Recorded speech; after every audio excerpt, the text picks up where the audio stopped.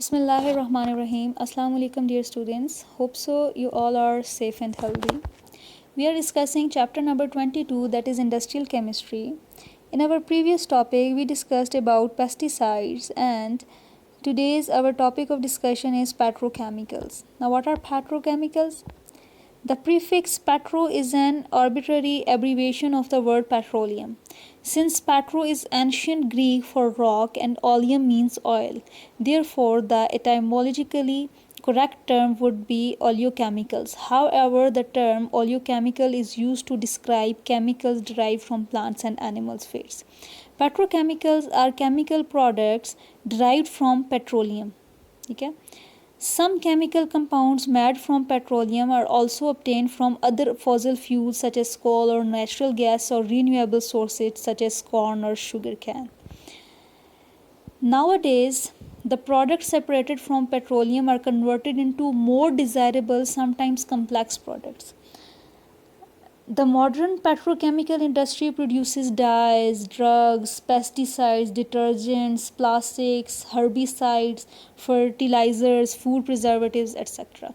We can say that currently well over 80% of all organic chemicals are petrochemicals. ठीक है, हमारे पास आजकल जितने भी ऑर्गेनिक केमिकल्स हैं वो मोस्टली हमारे पास पेट्रोकेमिकल्स हैं. अब जितनी भी हमारे पास पेट्रोकेमिकल इंडस्ट्रीज़ हैं वो जो प्रोडक्ट्स बना रही हैं वो हमारे पास पेट्रोलियम से जो प्रोडक्ट्स बन रहे हैं जिसमें डाइज़ हैं, प्लास्टिक्स हैं, रबर्स हैं, इसके अलावा हमारे पास डिफरेंट जितने भी बन रहे हैं तो मोस्टली हमारे पास आजकल पेट्रोलियम से बन रहे हैं. ठीक है, तो नेक्स्ट है हमारे पास फर्स्ट ऑर्गेनिक कंपाउंड कौन सा था. First organic compound was discovered from petroleum are isopropyl alcohol. Isopropyl alcohol हमारे पास फर्स्ट ऑर्गेनिक कंपाउंड था जो पेट्रोलियम से बना था और किसने प्रोड्यूस किया था. Standard oil of new Jersey 1920. ये अमेरिका की एक कंपनी है. ठीक है, न्यू लंदन में हमारे न्यूयॉर्क है उसमें हमारे पास क्या था कि ये अमेरिका की एक कंपनी और इसमें हमारे पास ये इन्होंने पहला फर्स्ट ऑर्गेनिक कंपाउंड बनाया था पेट्रोलियम से. उसके बाद वो हर साल तकरीबन 75 turns per year isopropyl alcohol बना रही है. तो इसके अलावा हमारे पास जब हम बात करते हैं हम कहते हैं कि हमारे पास ये बात तो हमने कर ली कि हमारे पास जो फर्स्ट केमिकल था वो कौन सा था, आइसोप्रोपाइल अल्कोहल. अच्छा, most common petrochemical classes are olefins, aromatics and synthesis gas. अब हमारे पास 3 इंपॉर्टेंट क्लासेस हैं पेट्रोकेमिकल्स की, that is olefins, aromatics and synthesis gas. Now what are olefins? Olefins includes ethylene, propylene and butadiene. Ethylene and propylene are important sources of industrial chemicals and plastic products. Butadiene is used in making synthetic rubber. Olefins are the basis for polymers and oligomers used in plastics, resins, fibers, elastomers, lubricants and gels etc. While the aromatics, second category जो है वो हमारे पास aromatics है. Aromatics includes benzene, toluene, xylene. Benzene is a raw material for dyes and synthetic detergents, while benzene and toluene are used for manufacturing of plastics and synthetic fibers. Third category is synthesis gas. The synthesis gas is a mixture of carbon monoxide and hydrogen used to make ammonia and methanol. Ammonia is used to make the fertilizer and methanol is used as a solvent and chemical intermediate. Ammonia जो है वो fertiliser बनाने के लिए use होता है और मेथानोल किसके लिए, एज अ सॉल्वेंट हमारे पास केमिकल इंडस्ट्रीज़ में या केमिकल इंटरमीडिएट्स में हम इसको यूज़ करते हैं. अब हमने ये बात तो की कि हमारे पास पेट्रोलियम से हम कुछ यूज़फुल डिज़ायरेबल प्रोडक्ट्स बना रहे हैं. बड़े आजकल जितने भी हमारे पास जितने भी प्रोडक्ट्स बन रहे हैं लाइक वो प्लास्टिक्स हैं, रबर्स हैं, वो डाइज़ हैं, तो वो पेट्रोकेमिकल से बन रहे हैं, मीन्स पेट्रोलियम से बन रहे हैं. तो अब पेट्रोलियम हमें पता है it is a useless mixture of very useful compounds. ठीक है, जितना भी हमारे पास इसका ये जो मिक्सचर जो है अंदर वो बहुत ज़्यादा इंपॉर्टेंट कंपाउंड्स का है, लेकिन जब वो हमारे पास मिक्सचर है तो वो एक क्रूड ऑयल है. ठीक है, अब हमारे पास उससे हमने ये बात की कि प्रोडक्ट्स बनते हैं और उन प्रोडक्ट्स से हम आगे फ़र्दर प्रोडक्ट्स बनाते हैं. तो अब उन फर्दर प्रोडक्ट्स को बनाने के लिए हमारे पास कोई मेथड होते हैं, कोई हमारे पास कोई स्पेसिफिक मेथड्स होते हैं, तो जो मोस्ट इम्पॉर्टेंट मेथड्स हैं वो हमारे पास डिस्टिलेशन और सिलेक्टिव एड्सॉर्प्शन होती है, ठीक है। डिस्टिलेशन मेथड कौन सा होता है? ये हमारे पास वो मेथड होता है कि जिसमें हमारे पास हम लिक्विड मिक्सचर लेते हैं और on the basis of their boiling point के बेसिस पे हम क्या करते हैं, उनको सेपरेट आउट करते हैं। एक हमारे पास कंटेनर होता है, उसमें हम उस मिक्सचर को डालते हैं, उस लिक्विड मिक्सचर को हम डालते हैं और उसमें डिफरेंट कंपार्टमेंट्स बने हुए होते हैं। उसमें हमारे पास वो लिक्विड जो है उसकी बॉइलिंग पॉइंट की बेसिस पे जो अंदर उसके कंपाउंड्स होते हैं, जो मिक्सचर होते हैं कंपाउंड्स का, हर कंपाउंड अपने स्पेसिफिक बॉइलिंग पॉइंट का जो चैम्बर होता है उसमें जाके वो सेपरेट आउट हो जाता है और हम उसको क्या कर लेते हैं, यूज़ कर लेते हैं।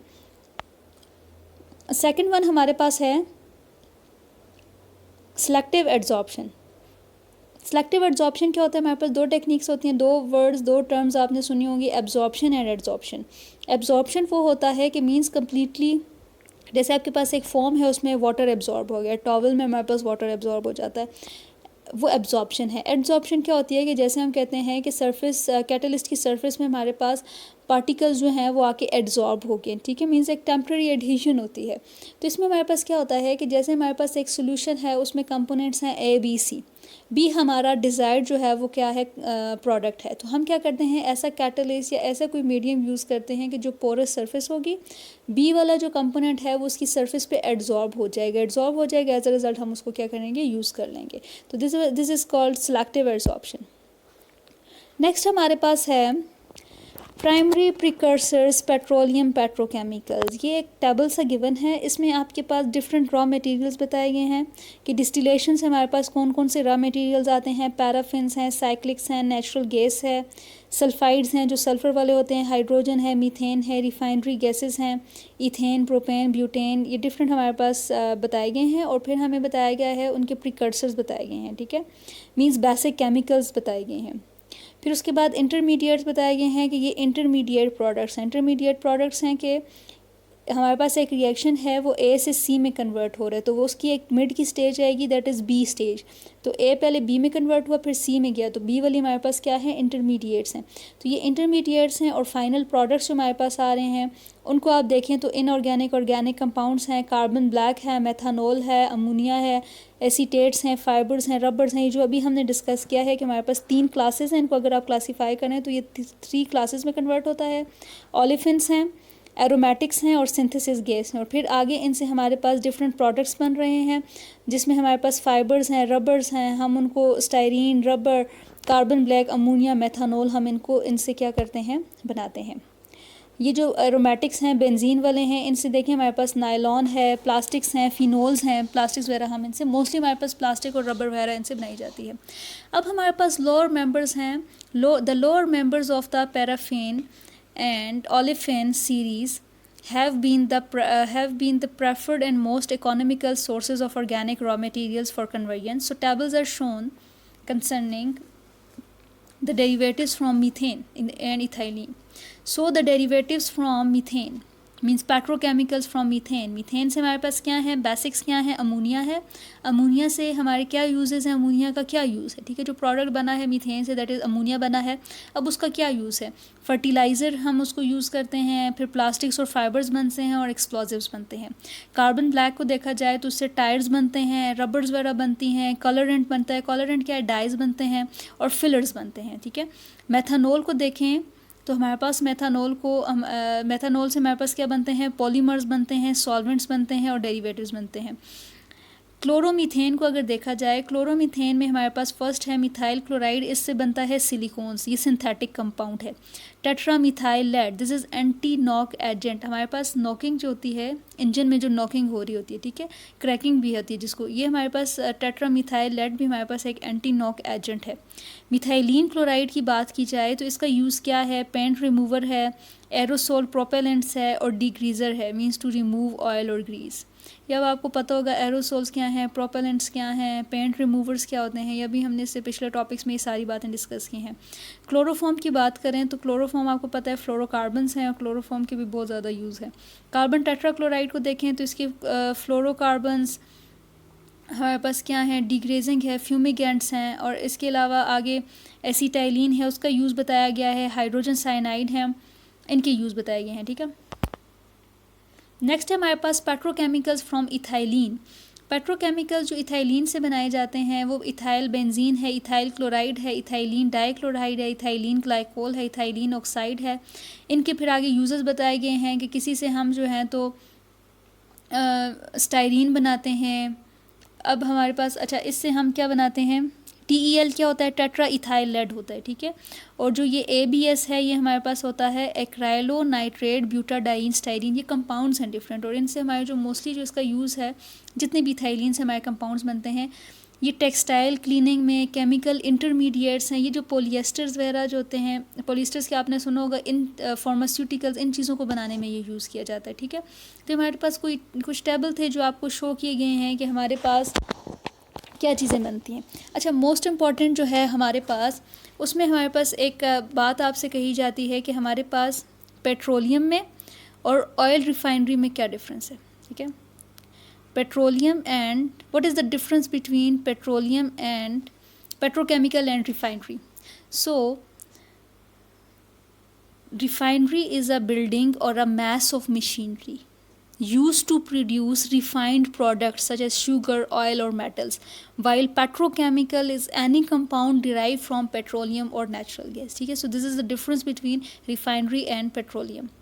So next is नेप्था। इसमें हमने एक चीज़ यूज़ की है, नेप्था का वर्ड यूज़ किया है। नेप्था क्या होता है, naphtha is a flammable liquid hydrocarbon mixture, ठीक है। जो हाइड्रोकार्बन्स होते हैं उनका फ्लैमेबल लिक्विड हाइड्रोकार्बन्स का मिक्सचर होता है, जिसको हम क्या कहते हैं, नेप्था कहते हैं। फिर उसके बाद हमने ये भी सुना था कि नेप्था, मतलब ये भी एक बात है कि नेप्था बैन हो गया था। क्यों बैन हो गया था, अमेरिका ने उसको बैन कर लिया था, कुछ इसके साइड इफ़ेक्ट्स थे, दैट्स वाई इसको बैन कर लिया गया था, ठीक है। तो ये हमारे पास था पेट्रोलियम या पेट्रोकेमिकल्स। पेट्रोकेमिकल्स में हमने क्या डिस्कस किया, हमने डिस्कस किया कि हमारे पास पेट्रोकेमिकल्स होते क्या हैं, ठीक है। मींस पेट्रोलियम से प्रोडक्ट्स बनाना पेट्रोकेमिकल्स है। पेट्रोलियम से पहले प्रोडक्ट्स बनते हैं, फ्रैक्शनल डिस्टिलेशन से प्रोडक्ट्स बनते हैं, क्योंकि पेट्रोलियम जब निकाला जाता है रॉ फॉर्म में तो यूज़लेस मिक्सचर होता है, क्रूड ऑयल होता है, उसकी कोई भी यूजेस नहीं होते। फिर उससे हमारे पास डिफरेंट प्रोडक्ट्स बनाए जाते हैं, ठीक है।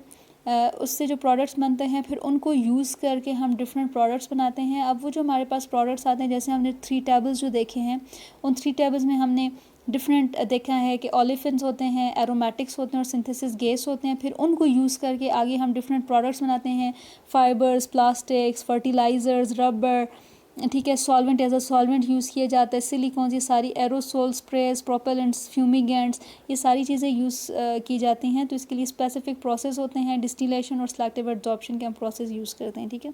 होप सो आपको यहाँ तक समझ आई होगी। Thank you for watching.